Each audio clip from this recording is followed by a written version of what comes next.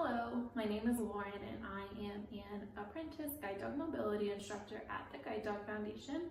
Today I will be walking you through how I'm teaching my pet dog Sandy how to learn to use a scratchboard. So to get started with teaching this new skill, I am sitting on the floor, but if you find it more comfortable to sit in a chair, that works too. I have my clicker in my left hand and then I have my treat pouch filled with kibble on my right hip, but if you think that your pup would benefit from it, you can use a high value treat like pepperoni. To begin this process, I'm going to use a cutting board because it will allow my dog to make as many swipes as needed to learn this process, and I won't have to fear that they will grind their nails down too far while we're doing several sessions to teach this skill. To get started, I'm going to have my knees bent upwards, and then I'm going to put my feet together, and then I'm going to have my dog stand up. Stand. Thank you. I'll have her about a foot away from me, that way I have room for the cutting board, and then I'm going to place the handle end of the cutting board on top of my feet. That way I can feel anytime she steps on the cutting board, and then I will click and I will feed her.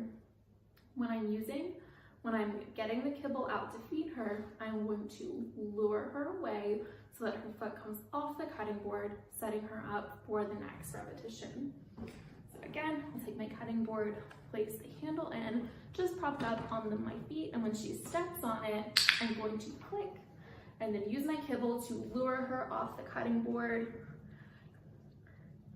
let her eat it, and then when she steps on the cutting board again, I'm going to click and then lure her off again.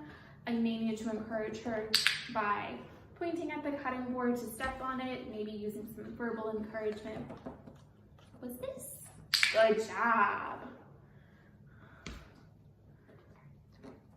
Good. So every time she steps on the cutting board, I can feel the pressure on my feet, and that's the moment that I want to click. And then I'll use my kibble to lure that foot off of the cutting board.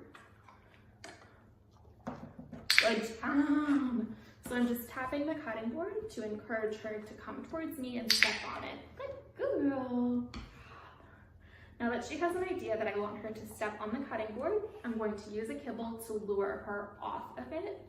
And then I'm going to increase the angle of the cutting board just a little bit by drawing up my legs a little. Good job. You may need to go back to encouraging your dog to step on it when you change the angle because it feels different to their feet, but you can still feel when you step on it. So you'll click the moment you feel pressure from their foot. So as the angle of the cutting board becomes more steep, you can more easily hear their nails dragging down the cutting board as they try to step on it.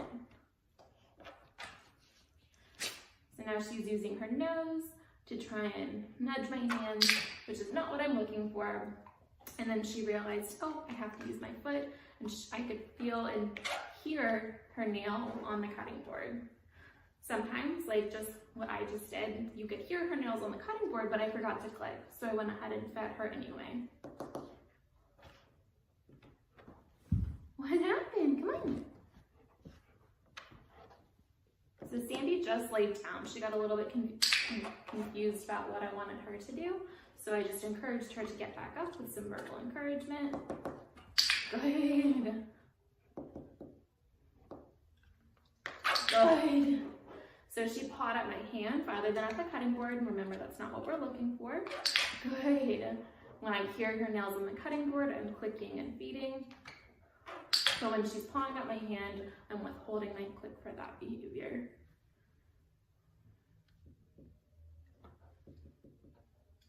Good. So I'm going to go ahead and cut my session because Sandy's showing that she's losing a little bit of steam during our practice session, and I always want to end on a really positive note.